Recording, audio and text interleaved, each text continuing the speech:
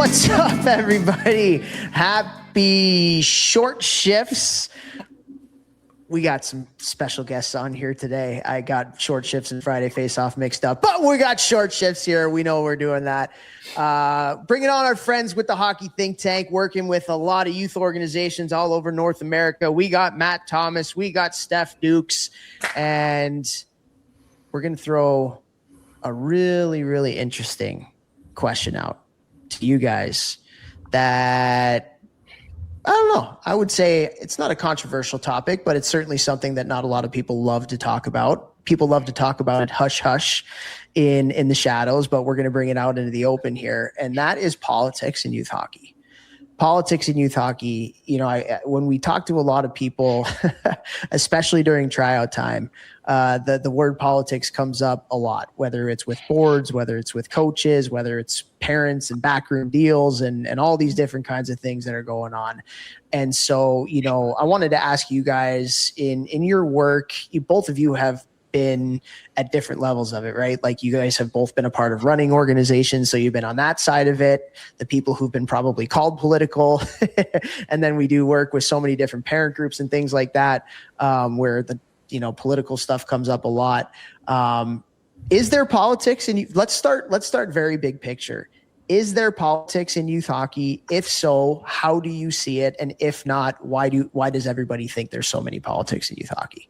Yeah, there's for sure politics in youth hockey. There's politics in everything. And the ironic thing is I was on the phone with a friend of mine today, not 2 hours ago. And I actually said exactly this. I said, I hate using the word politics because much like the word, in my opinion, bullying is thrown around. It's kind of an umbrella word that describes a lot of bad situations, but they're not actually all bullying. I'm not advocating for bullying. I think politics is thrown around in youth hockey, in youth sports, in a lot of ways where it's not actually politics, but to try and come up with replacement words would take 20 minutes to describe the situation. So a lot of times parents will just say, well, it's politics. I don't want to be at this organization anymore because of politics or, you know, whatever. And really, and I've said this before, and when it gets clipped out and people don't listen to the whole thing, we all know the internet trolls do their job, right? Especially, well, whatever. So it's not a politics problem some of the time. Some of the time it is. Please go back and realize my answer to the first question was yes. Sometimes it's a politics problem, but sometimes it's a perception problem because someone somewhere along the line, from the org all the way down to the coach, hasn't done the best job they could do at communicating what the process is, what the standards are, what the criteria is. And no, that doesn't mean it all falls on the shoulders of a coach, but it falls on a group of people that are leaving gaps that any human being, parents included, is going to fill in whatever they think is going on if the process itself is not really clearly communicated. So what you're saying is the lack of communication opens the door for people to blame political stuff when in reality, yes, it's just the communication wasn't good. Yeah. There's a famous saying, I believe it's called like Hanlon's razor or something like that. And it goes something like, don't attribute malice where incompetence is maybe a more realistic explanation. And we're all guilty of it. We've all been guilty of it at certain points. Steph and I Toph, looking back on our youth experience, Vex, I'm sure, you know, like there were moments where we dropped the ball. We didn't communicate well enough. We didn't have a process that was coherent and understood enough.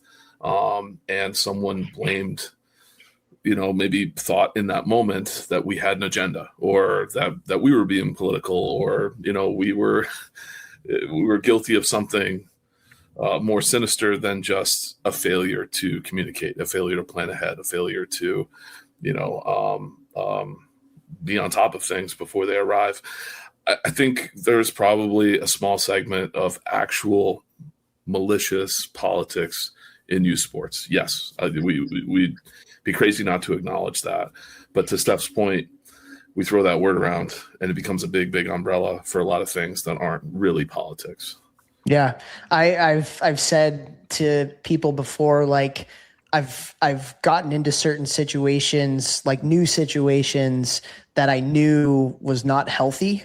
And my question going in was kind of similar to what you guys are talking about. Like, is it corruption or is it incompetence? Like, what's it, like, are people actually doing what they think is right? They're just not very good at it or don't have the time to necessarily dedicate what needs to be done for it to be done well?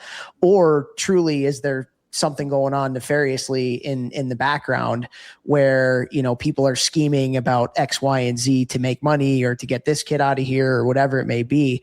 And I think, both happen, I would say for sure, but I would say it's more along the incompetence line, at least in my experiences, than it is on the corruption line, if that makes any sense.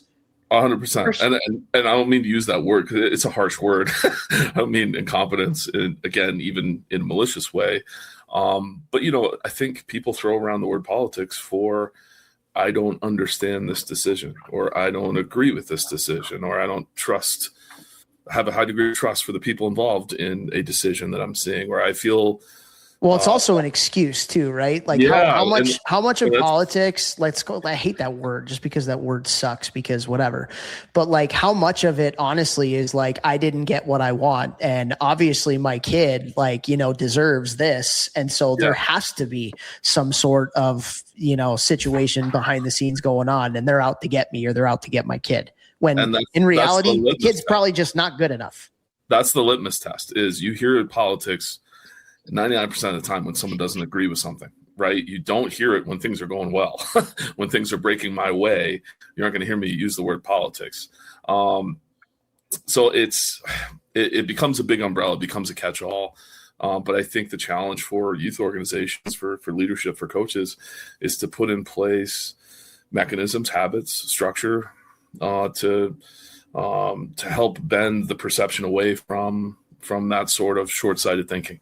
So how do you do that?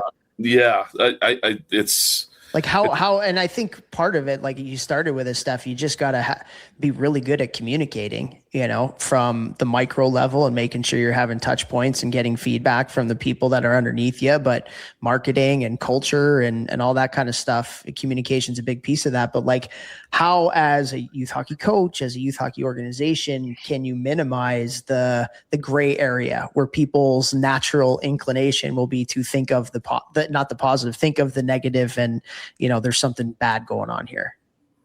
Well, I think the word communication in all facets is also a really big umbrella word because everybody has their own, again, perception of what that means, and what it looks like in the youth hockey world as a coach, as somebody on leadership.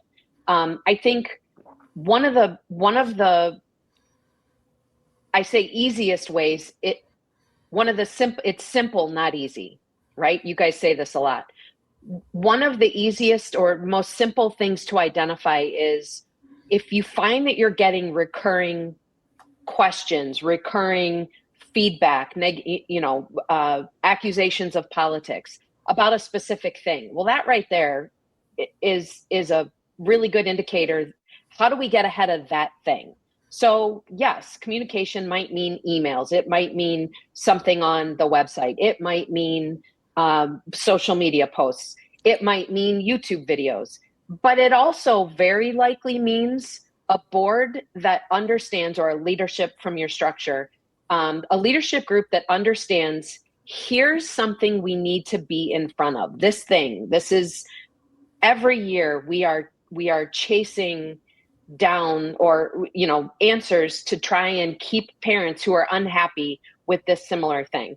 So to get ahead of that, you as a leadership team agree, okay, this is our process, and let's just say it's picking the last 3 roster spots. I'm just throwing something out there, and what the parents likely don't understand is, what is your process? Be really transparent with, we have these people that are involved with our club or not, or a combination of insiders and outsiders, a skills staff, a hockey director, a local college coach, whatever it is. We have these people that are evaluating, and these are some of the things they're evaluating. And you take whatever that thing is and you break it down into the steps you're using to come up with the decisions, and then address the thing.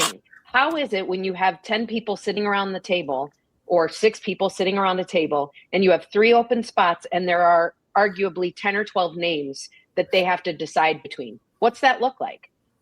I know you could talk to your hockey director. You could talk to somebody that's doing an evaluating and say, when you guys were sitting around the table and doing that this year for whatever team, and you don't even have to name a team. What are some of the processes you guys go through? What do those conversations look like? Is it dictatorial? Is it everybody, I'm fighting for a guy and here's why? Like, what does that look like? And really give kind of a look behind the curtain of that process. Because I think parents probably aren't given enough credit in this facet. I think they would judge the fairness of a decision less by the outcome if they understood the process on how it got there and the follow through of, okay, my kid didn't make it. Here's some of the reasons why, because we got this feedback piece, whatever that is, whatever works for your club, that kind of thing. So I think there's not just a simple answer to your question, but the communication piece of it is multifaceted, and each organization has to figure out not only what works for them, what's repeatable for them, but what standards are they actually able to hold the decision makers accountable to, and then communicate before and after. Great stuff. Go off, Steph. Mic drop. Let's go. I mean, yeah, man, like the more transparent you are and the more you follow a process that people know, the less problems you're going to have, because everybody's just going to know.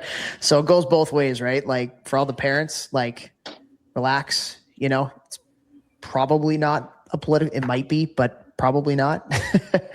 Think about it from that standpoint. And then, for all the clubs, man, like transparency, good communication, everything that we just talked about here, it goes a long way to making sure that word does not fit the bill for your club. So, all right, Matt, Steph, great work. If you're looking for any more info, reach out to us and we can help you.